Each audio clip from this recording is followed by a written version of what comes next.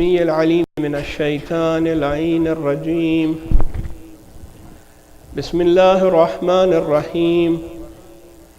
الحمد لله الذي هدانا لهذا وما كنا لنهتدي لولا أن هدانا الله.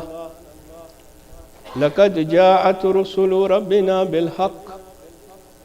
الصلاة والسلام والتحية والإكرام على أشرف الأنبياء والمرسلين حبيب إله العالمين سيدنا ونبينا وحبيب قلوبنا وطبيب نفوسنا وشفيع ذنوبنا ومولانا مولى ثقلين جد الحسن والحسين الذي سمي في السماء بأحمد وفي الأرضين بأبي القاسم محمد.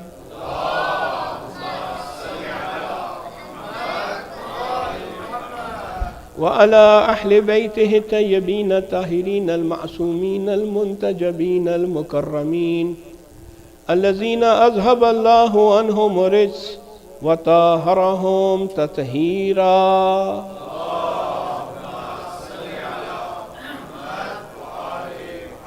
ولعنة الدائمة على أعدائهم ومنكري فضائلهم وغاصبي حقوقهم من الآن إلى قيام يوم الدين. أما بعد، قال الله سبحانه وتعالى في محكم كتابه وهو أصدق القائلين وقوله الحق. بسم الله الرحمن الرحيم. يا أيها الذين آمنوا قوا أنفسكم وأهليكم نارا وقودها الناس والحجارة عليها ملائكة غلاظ شداد.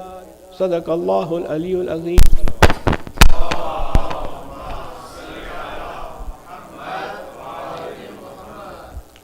Respected brothers and respected sisters, this is the day of Arbaeen, 40th of Imam Hussain alayhi salam and Shuhada Karbala. Let me offer condolences to the Imam of our time, Imam al-Hujjah Ajalallahu Ta'ala Farajahu Sharif.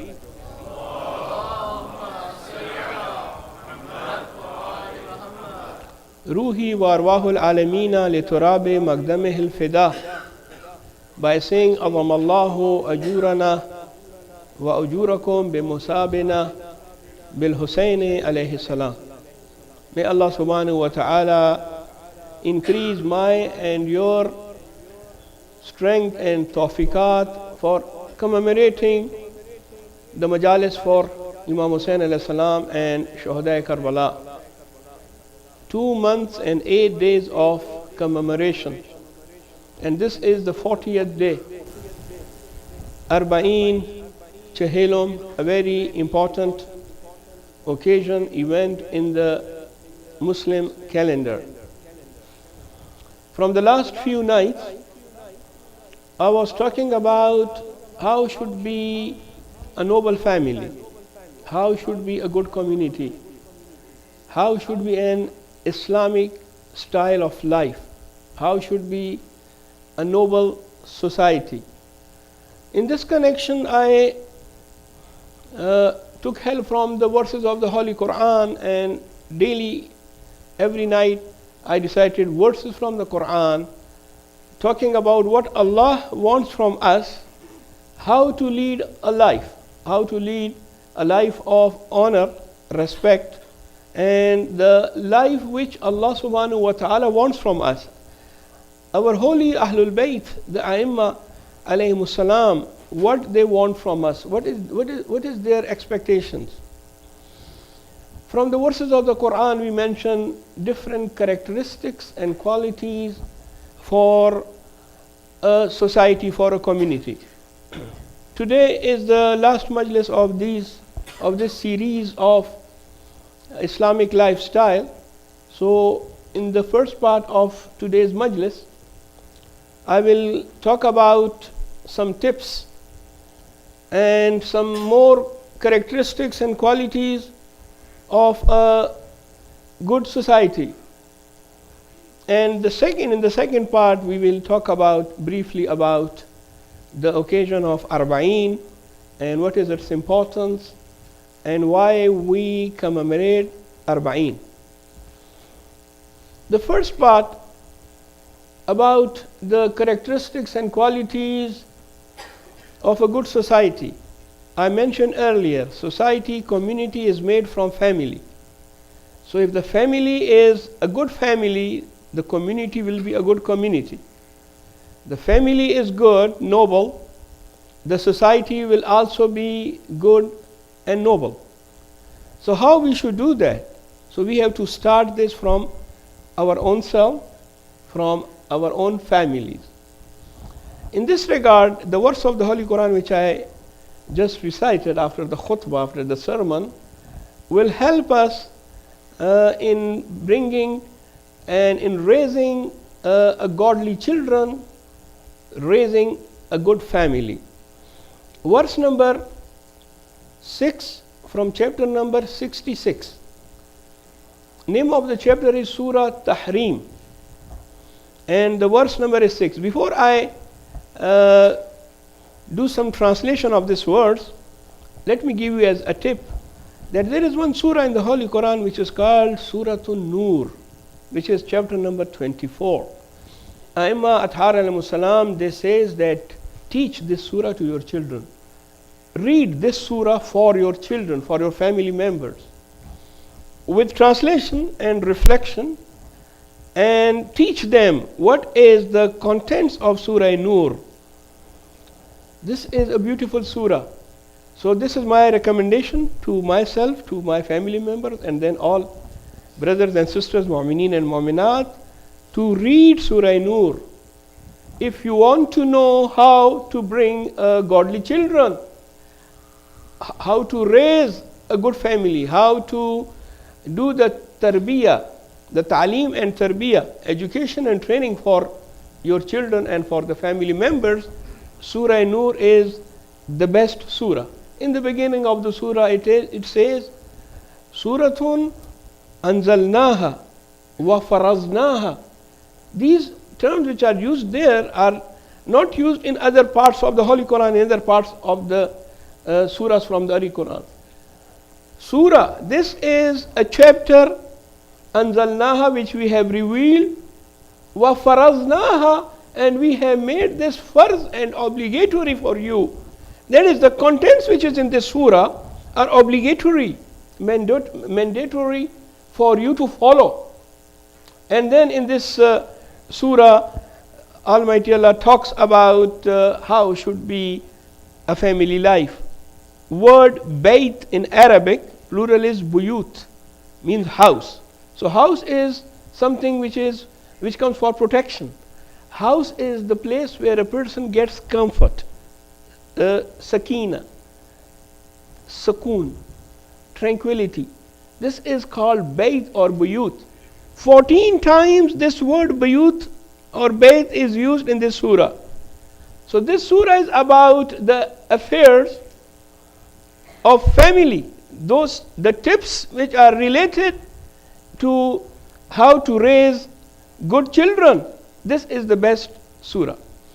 This was just a reminder and a tip for all of us that if we read this surah properly, with reflection, with insight, then we will be able to get some tips for raising our children, which we need everywhere, especially in this part of the world where we live.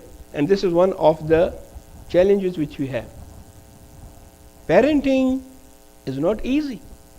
Parenting is very important responsibility and duty. A person should know how to do parenting. The verse of the Holy Quran, which I recited, is a beautiful verse which has a message for all of us.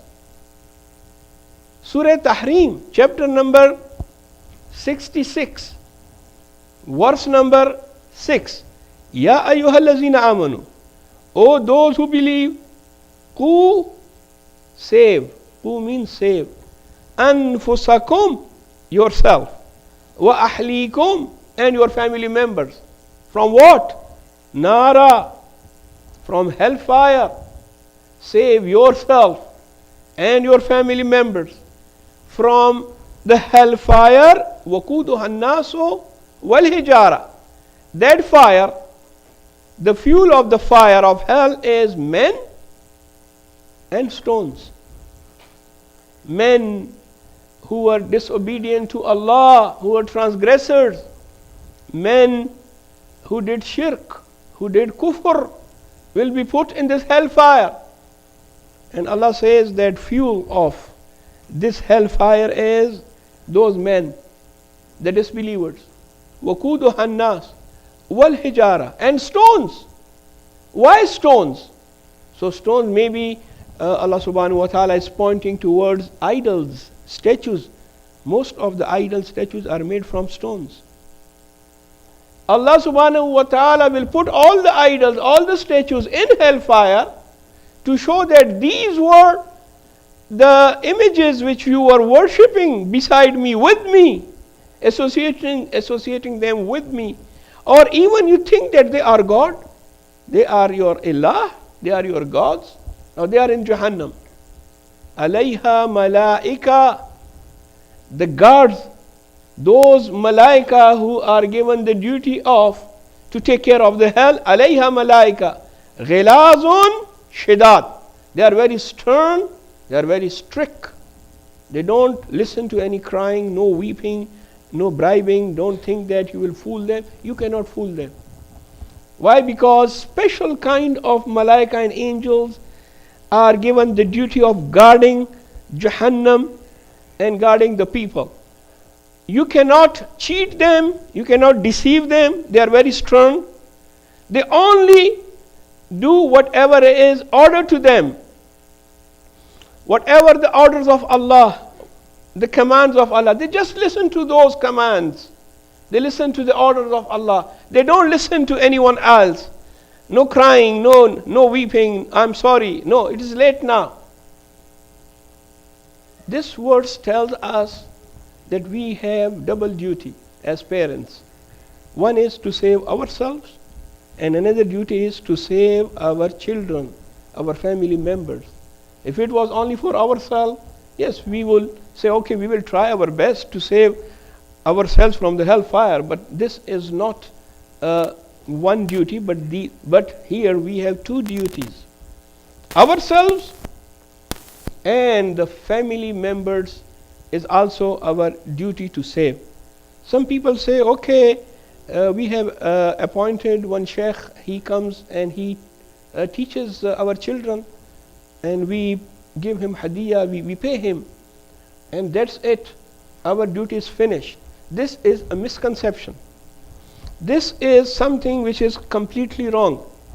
If a sheikh, if a sayyid comes and he is helping you, but this is your duty, not the duty of X, Y, Z. This is the duty of parents, the father and the mother, to take care of their children. Other people will be helpful. The president of a Jamaat is a helpful person, he will help you. An elderly person of the community will help you. He will come and he will tell you, yeah, do this, do that, and he will sometimes interfere. But when I say parenting, what is the meaning of this word parenting? Parenting means the parents have to do it. This is their duty, not the duty of another person. Parents have to fulfill this duty of taking care of himself and his family members. And this is what we see in riwayat and ahadith. In ahadith and riwayat, we are told that how to do that, how to do parenting. It's very easy to put blames on other, because this is something which is free of charge.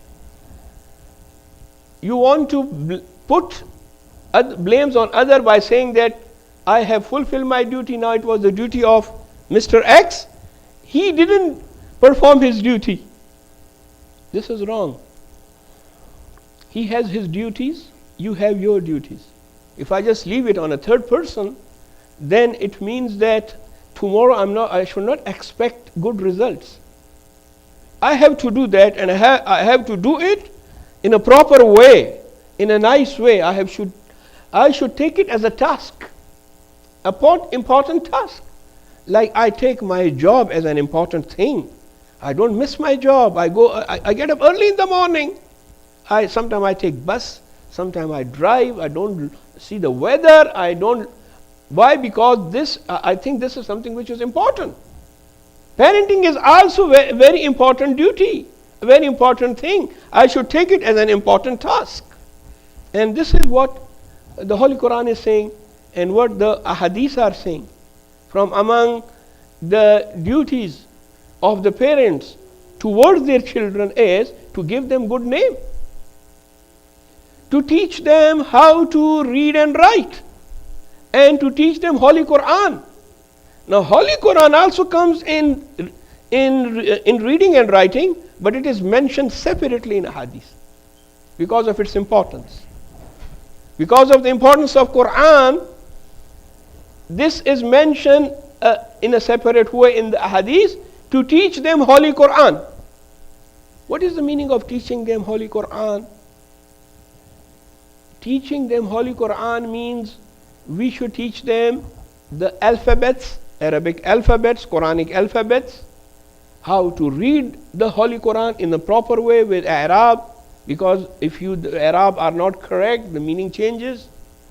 Also, we should teach them what Quran wants from us. What are the contents of the Holy Quran? What are the stories in the Holy Quran? Why are these stories mentioned? The stories of Anbiya, prophets are mentioned. Why Allah has mentioned these stories? What are the lessons which we derive from everything about the Holy Quran should be taught to our children. And this is the duty of parent. If he says, I can't do it, I have no time, or I myself, I don't know, then you do the proper arrangement for it. Proper arrangement. Not just to send your children to a Sunday school and say, I did proper arrangement. Yes, this is a proper arrangement in a way that your children are going there, learning manners, ethics, akhlaq, Quran. But then you should have to follow up and see that whatever he is learning, you have to rehearsal with him, you have to practice those things with him at house and at different. This is called parenting. This is called ta'aleem wa tarbiyya, education and training, which is very important. Spirituality should be important. We take care of our children, our family members. We provide them food, we provide them shelter, we provide them clothes. Sometimes we provide branded clothes to them. They say, I want this type of jacket and this is branded. We say, okay, we do that. But when it comes to spirituality, when it comes to how should a child refrain from sin, we don't do that. I'm talking generally, not pointing towards any person, any community. This is a general discussion. And it doesn't mean that no one is doing it. Yes, some people are doing it. But this should be a priority. On the top of the agenda, when we are taking care of the material needs, we should also take care of the spiritual needs.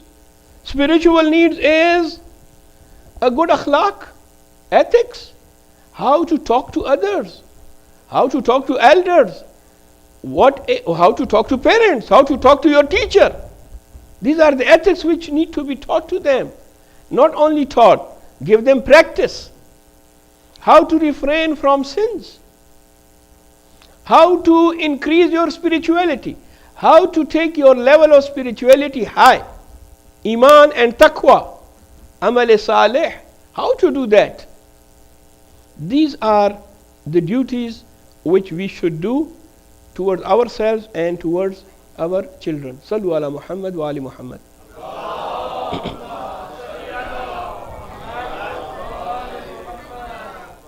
As a tip to myself and other parents, let me recite one prophetic tradition from the Holy Prophet Hazrat Muhammad Mustafa sallallahu alayhi wa alihi wa sallam.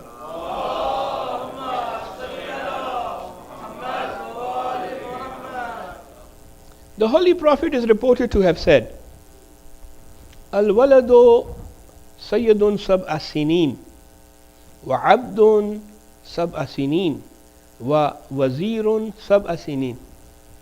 Now people, they read the hadith but they don't ponder, they don't think what the Holy Prophet is saying. He says, Al-walad, a child, is Sayyid, he is a master for the first 7 years. From age 0 to 7, he is master. Sayyid in Arabic means master. And the other 7 years, from 8 to 14, Abd, he is slave, servant. And then from 15 to 21, the third 7 years, he is wazir, he is minister.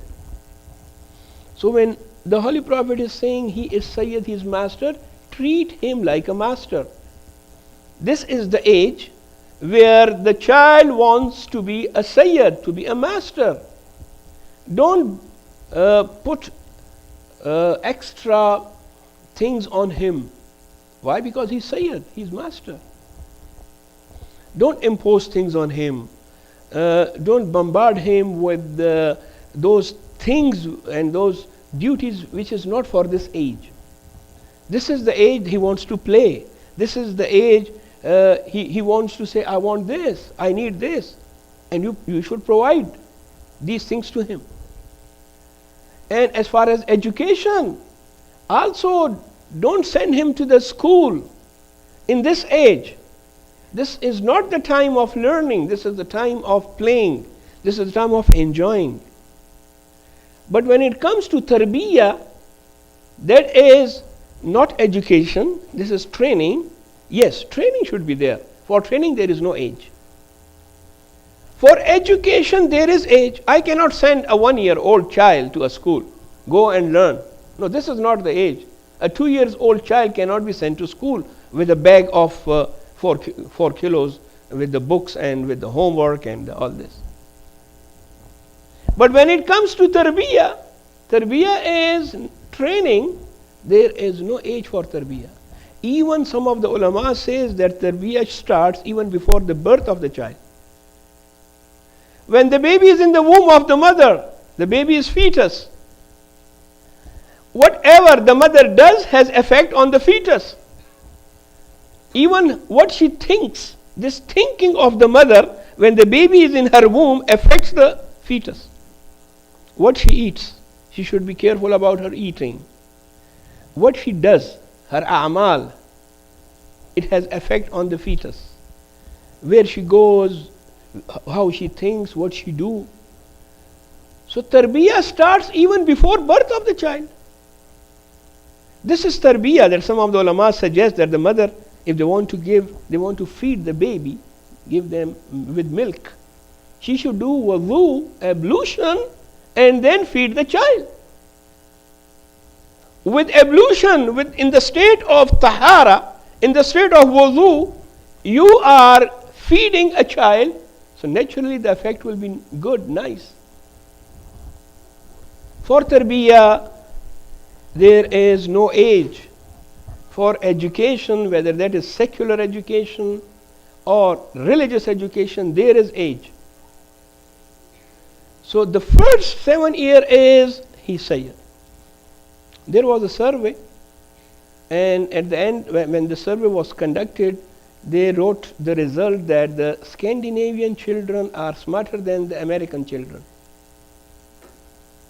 And why? The reason was written because in Scandinavia, in the Scandinavian countries, children go to school at the age of 7, while in America they go at the age of 5 or 5.5. So what about India, Pakistan? They send children at the age of 3 and 3.5 to the school with books and workbooks. We are thinking that we are doing something good by sending a boy of 3.5 years to school. We are trying to show that we are smart and we want that our child should learn fast, and at the age of 14 he should become a PhD doctor. That's why we are doing this. Why don't you look at the hadith of the Holy Prophet? He is master in this age.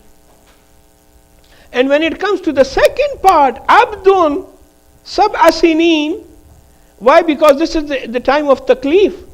Now he is becoming near to the adulthood, adolescence, the state of puberty is now going to start in a boy and in a girl. And now this is the time to teach him or her. Now you have to pray. Now you have to take hijab. You are now 9. This is the time for your hijab. This is called training and education. A boy is at this age, start telling him, start praying. Sometimes you say, I'm not 15. Salat is not obligatory on me. Yes, but the holy Imam alayhi salam, the 6th Imam, is reported to have said, Murhum wa hum abna'u sab'a. Develop the habit of salah in your children when they become 7. At 14 it will be obligatory, but if you start this habit before that, now you are mumayyiz. Mumayyiz in Arabic term, fiqhi term, means a person who knows between good and bad. And that is the time that the taklif starts.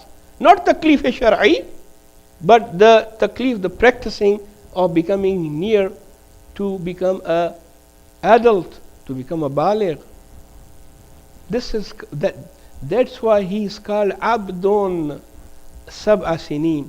And when he becomes an adult, 14 and 21, from 15 and 21, he is now minister. He is a youth. Now he can vote. He should decide whom he should send to the parliament. He can decide who should be the MLA, who should be his political leader. He has this right. And the father can sit with him and take his about his decisions, talk with him, and also ask him, what do you think, son, about this issue? Help me in my business, help me in my work, help me in running the house errands. And this is the time that there is a role. Today's Arbaeen, I don't want to go in detail, otherwise this topic needs a full ashra to talk about. But alhamdulillah, people here are educated. This is just a reminder for myself. And in the last few nights, I saw, mashallah, children were coming, youth were coming. So I thought the best time is to give this a reminder to myself and all of you. There is a duty which comes here, which is very important duty. Sometimes we do our duty, sometimes we don't perform this duty. And that is about our career, about the career of our children. What should they do? This is very difficult to decide. I have seen people, I have seen children, they can't decide. And once they take a career, then they change it. Why? Because from the beginning the decision was not good. So here the parents, and in the hadith, the elder brother is also like a father. In the hadith, it says elder brother is like a father. Elder brother, the parents, the community leaders, they should come and talk to the child about which career he or she should go in it. This is one. Number two, a proper match, which is very important decision. Now this is the time. Why? Because he is wazir, he is minister. Ask him, minister, tell me, what is your idea about marriage? What kind of marriage, what type of marriage, what type of girl? And the girl also same way. Daughter, what do you think that how your spouse should be? What kind of spouse you want? Well, the result is in the hands of Allah. I'm not saying that whatever we do, we get the same result. If this was the case, then we would have be saints and we would have imams. No, we are not masumeen. We try. Nuh alayhi salam also tried. Nuh alayhi salam tried his best. But when the son was not listening, this is a different case. Tomorrow at least Nuh alayhi salam and I and you can go. And when we are asked by Allah subhanahu wa ta'ala, did you perform your duty? We can say, yes, we did our duty. But there was no guidance. But if we have not tried, what will be the answer? You say, oh, I had no time to try with my children about these two important things. Sallu ala Muhammad wa ali Muhammad.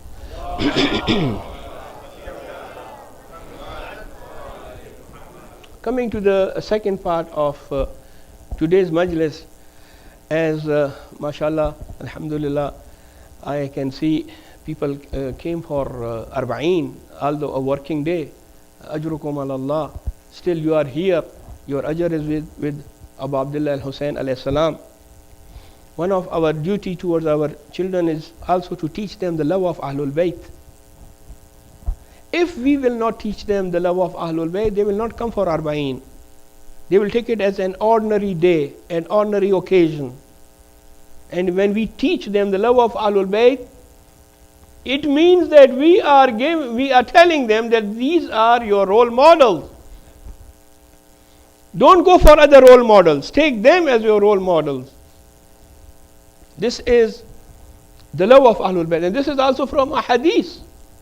I don't say anything from my own pocket. A hadith says that teach your children our love, the love of Ahlul Bayt. If they have this love, you will see on Arbaeen they will come. On Ashura they will come. And they will ask the parents that we want to go for the ziyarat of Karbala, and we want to walk for the honor and for the love of Imam Hussain alayhi salam from Najaf to Karbala. We want to do that walk. We want to go, we want to visit. This love of Ahlul Bayt is very important. I tell you one thing for myself and for all of you, whatever you teach, that is accepted by the children. In the hadith it says that every child is born as a Muslim. كل مولود يولد على الفطرة فطرة الإسلام. Then why we see one is atheist, another is non-Muslim, another is unbeliever? Because of the environment, because of there was no education, there was no training, and the parents did not teach them about God, about Allah subhanahu wa ta'ala. So that's why they went here and there. Otherwise, every person, every maulud, newborn is born as a Muslim. So environment is very important. Whatever environment you give, they will take that. Sometimes they don't listen to the parents, but they want to see what my parents are doing. So whatever you are doing, they will do that. Sometimes you give them lecture, half an hour, 50 minutes, 1 hour, son, this is not good, this is haram, this is not correct, don't do that. They listen, but from one ear, and it goes out from the other ear. But when they see you coming for majlis, showing love of Ahlul Bayt, seeing you praying, seeing the ladies doing hijab, they will start loving that, and they will do that. They will follow. They will follow the siblings. They will follow the parents. In a famous hadith, which is recited on this occasion of Arbaeen, I will just recite it. I have no time to go in details. From the 11th Imam, Imam Hassan al-Askari alayhi salatu wasalam.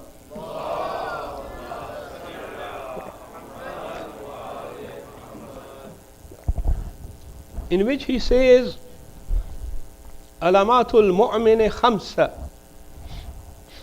A believer has 5 signs, 5 alamat. As-salatu ihda wal khamseen. In 24 hours he recites 51 rak'ah units of salah. This is his alama. I have no details. I have no time to go in details. MashaAllah, some of you don't need detail because you have heard this. The second sign of a mu'min is wal jahru bi bismillah ar-Rahman ar-Rahim. When he recites Bismillah ar-Rahman ar-Rahim in salah, he recites it louder, not in the undertone, loudly. And number 3, wal khatmu bil yameen. A mu'min has a ring in his right hand. Number 4, wa ta'firul jabeen. When he does sajda on earth or on turba, sajdaga, muhr, which is made from earth. He doesn't do sajda on carpet. This is not allowed according to our fiqh, jurisprudence of the Ahlul Bayt alayhimus salam. This is not allowed to do that.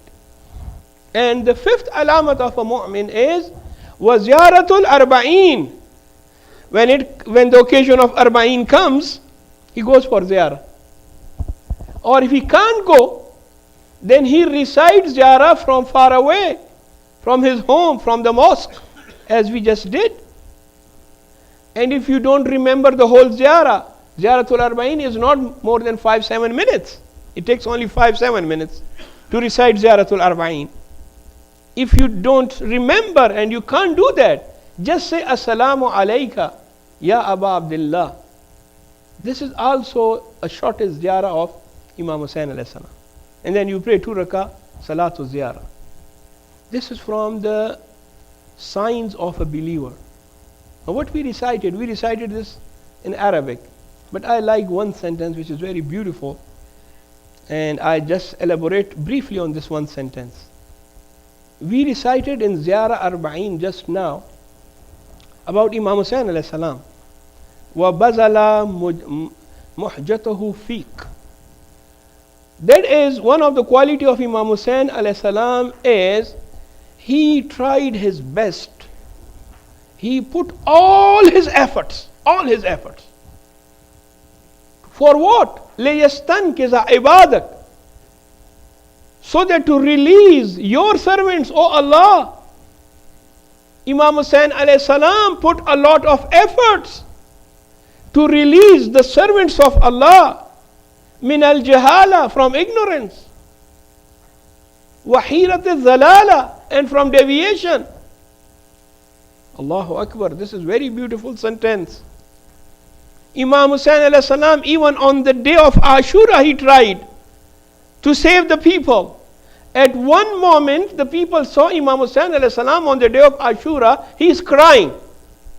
Someone asked from the enemy, "Oh Abu Abdullah, you are crying because you are afraid of your death?" He said, "La wallah, by God, no, this is not true. I am not afraid of death. I am crying for you people, that you are killing me, and for this reason you will go to Jahannam. I am crying for you, that why you should go to Jahannam."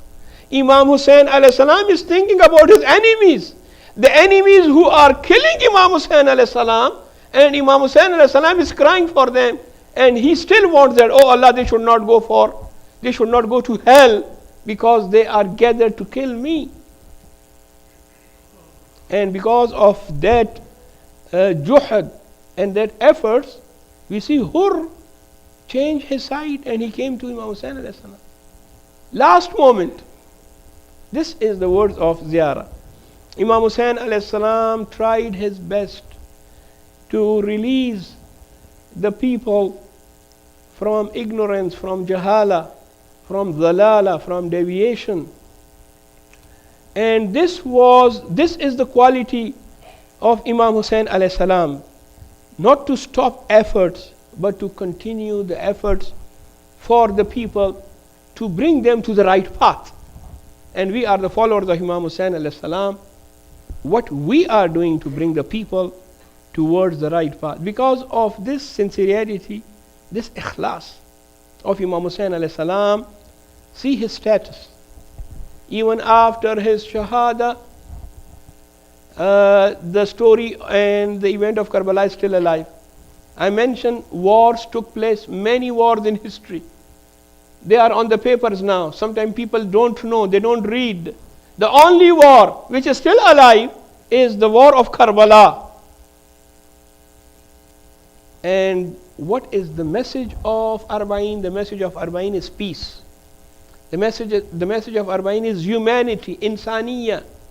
That's why for the ziyarat of Imam Hussain alayhi salam, there are not only Shia Muslims, Sunni Muslims also come for the ziyarat on Arbaeen. Not only Muslims, non-Muslims comes, Hindus comes, and Christian comes. The Christians have their own mokib, their own procession, with their robes.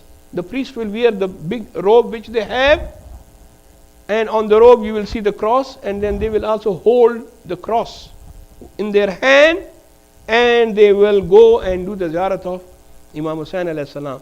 Why? Because Imam Hussain alayhi salam not only saved Muslims and Islam, he gave the message to the whole humanity. That is to stand against oppression. and to be with the oppressors. Kun li zalimi khasma wa lil mazlumi auna. This was his father wasiyat, and Imam Hussain alayhi salam did that.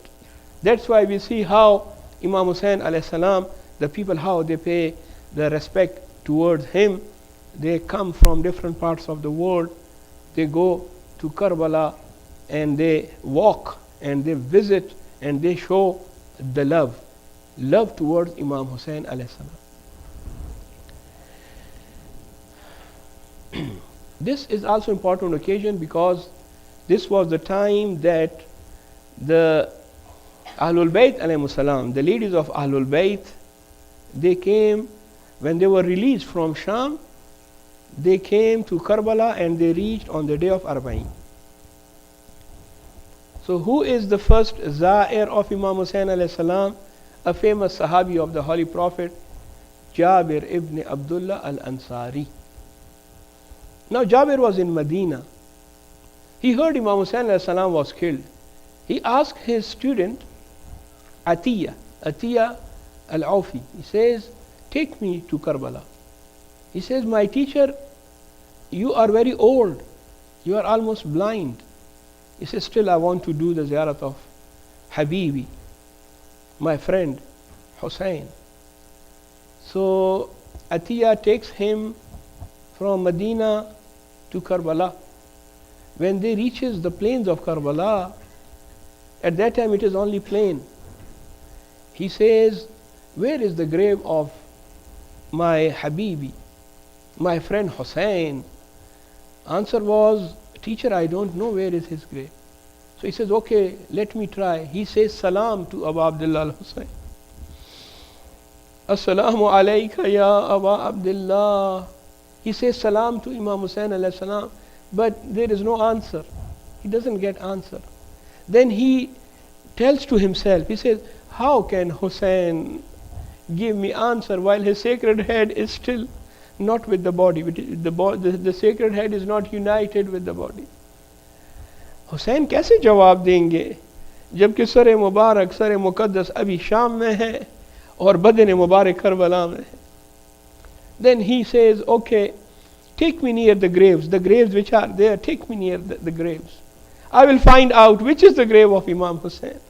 So he takes the mud from the grave, he smells it and he says, no, this is not Hussain. But when he reaches to the grave of Imam Hussain, he takes the mud and he smells it and he says, this is the grave of Hussain ibn Ali.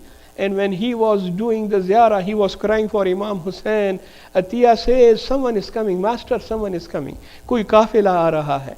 मुझे ऐसा लगता है कि शायद इब्न Ziyad के लोग आ रहे हैं, हमें नुकसान पहुंचाने के लिए आ रहे हैं. अतिया कहता है कि कोई काफिला आ रहा है. जाबिर कहते हैं इंतज़ार करो, देखो कौन है. जब काफिला करीब आया तो वो इब्न ज़ियाद के लोग नहीं थे, बल्कि वो मजलूमों का काफिला था. करबला के शुहदा जो करबला के में शहीद हुए, उनके बच्चों का काफिला था. अहलुल बैत अलैहिस्सलाम की सादात और सैदानियों का काफिला था. हज़रत इमाम ज़ैनुल आबिदीन अलैहिस्सलाम का काफिला था. बस जब काफिला करीब आया और हज़रत इमाम ज़ैनुल आबिदीन ने जाबिर को पहचाना, आगे बढ़ा और सलाम किया. कहते हैं मेरे नाना के सहाबी मेरा सलाम कबूल करो. जाबिर कहते हैं ए नौजवान आप कौन हो? कहा आपने पहचाना नहीं जाबिर, मैं अली इब्न हुसैन ज़ैनुल आबिदीन हूँ. बस ये सुनना था. जाबिर हजरत इमाम ज़ैनुल आबिदीन से लिपट गए और पूछा होगा बेटा इमाम ज़ैनुल आबिदीन बताओ हुसैन के साथ क्या हुआ? अजरुकुम अल्लाह, मेरा दिल गवाही देता है इमाम ज़ैनुल आबिदीन ने वहाँ मजलिस पढ़ी होगी, बताया होगा ए मेरे नाना के सहाबी जाबिर, इमाम हुसैन के साथ क्या हुआ? इमाम हुसैन की शहादत से पहले कासिम की शहादत हुई, हजरत अली अकबर की शहादत हुई, अब्बास मारा गया, सुषमा अली असगर मारा गया. اجرکم علی اللہ. اہل البیت چہلوں پر پہنچے کربلا، وہاں 3 دن تک رہے. حضرت زینب سلام اللہ علیہ بھائی کی قبر کے پاس آئیں. عزیزان گرامی، یہ آج کا دن رونے کا دن ہے. تصور میں لائیں وہ بہن کہ جو شہادت کے پاس سے جدا ہوئی ہے، کبھی کوفہ اور پھر شام، اب شام سے واپس مدینے جا رہی ہے، کربلا میں رک جاتی ہے حسین کا اربعین کرنے کے لیے. اب جب بی بی زینب حضرت امام حسین کی قبر کے پاس آئی تو بہن بھائی سے کلام کرتی ہے، بہن بھائی سے باتیں کرتی ہے، فرماتی ہے حسین زینب آئی ہے. اجرکم علی اللہ. میرے بھیا حسین زینب آئی ہے، زیارت کے لیے آئی ہے، مگر یہ مت پوچھنا کہ کیسے آئی ہے. بھیا حسین سب کچھ لوٹا کر آئی ہے. بھیا حسین آپ کی نشانی چھوٹی بیٹی کو چھوڑ کر آئی ہے، غیروں میں شام میں چھوڑ کر آئی ہے. بس اتنا سن لو، اتنا سمجھ لو بھیا حسین کہ زینب زندہ آئی ہے، ورنہ زینب زندہ بھی نہ ہوتی. جو مصائب زینب پہ آئے زینب زندہ بھی نہ ہوتی.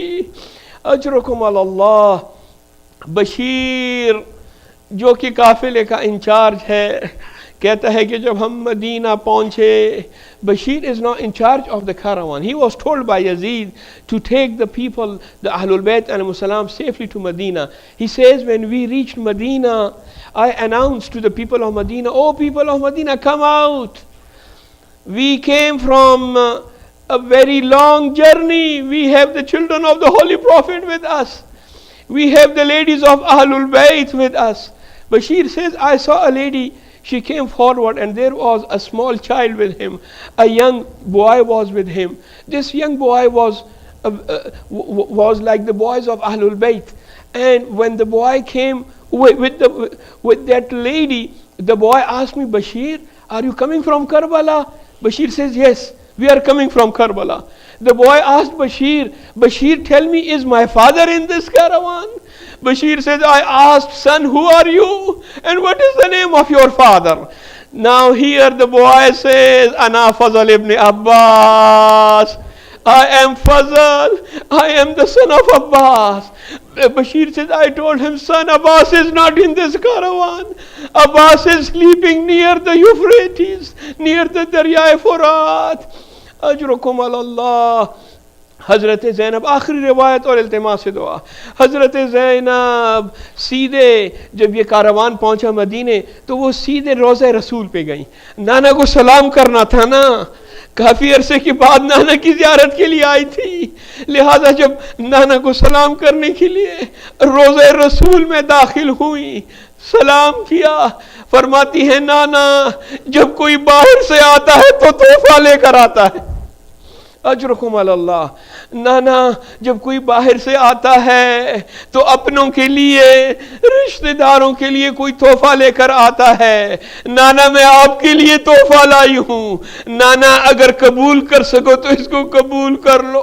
یہ کہہ کر بی بی زینب نے امام حسین کا خون آلود کرتا جو جگہ جگہ سے پھٹ گیا تھا، 1900 زخموں والا کرتا قبر رسول پہ رکھ دیا. راوی کہتا ہے قبر رسول کو زلزلہ آ گیا. اجرکم علی اللہ. ایک مرتبہ قبر رسول نے ہلنا شروع کیا. بی بی فرماتی ہے نانا ابھی تو میں نے آپ کو مصائب نہیں سنائے. نانا اگر نہ محرم نہ ہوتے اپنے بازوؤں کے نشان دکھاتی، نانا اپنے بازوؤں کے نیل بتاتی. میرے ساتھ ان ظالموں نے کیا کیا. الا لعنت اللہ علی القوم الظالمین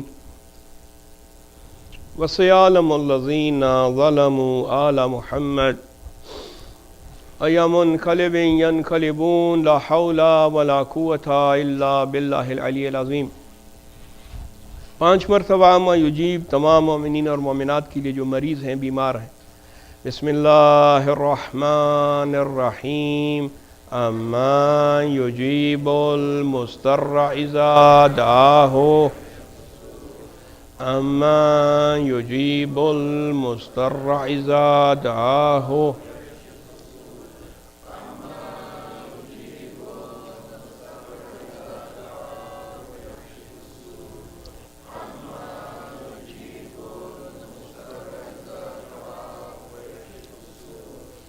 أَمَّنْ يُجِيبُ الْمُضْطَرَّ إِذَا دَعَاهُ وَيَكْشِفُ السُّوءَ. Oh Allah, for the sake of these ayat karima, those mu'mineen and mu'minat, muslimin and muslimat, all those, whatever religion they have, if they are suffering from ailment, from problems, oh Allah, give them shafa al-kamila wal-ajila.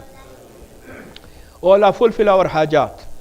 All brothers and sisters sitting in this majlis of Abu Abdullah Hussain, I know most of us have hajat. Oh Allah, whoever has hajat, fulfill their hajat. Oh Allah, increase our rizq halal. Oh Allah, shower your mercies on our marhumeen, especially the marhumeen of those who are present here in this majlis. All those brothers and sisters who came for the majlis, on each and every step, oh Allah, give them thousands and thousands of hasanat and rewards. Oh Allah, give us the tawfiq for going for the ziyarah of Abu Abdullah al-Hussain. On the day of judgment, give us the shafa'ah, intercession of Muhammad Ali Muhammad alayhi salam. Send the Imam of our time as soon as possible. Count us among his followers and friends. Ameen ya Rabbal Alameen wa ila arwahil mu'minina wal mu'minat. Rahimallahu man qara'a suratul mubarakatul Fatiha ma'as salawat.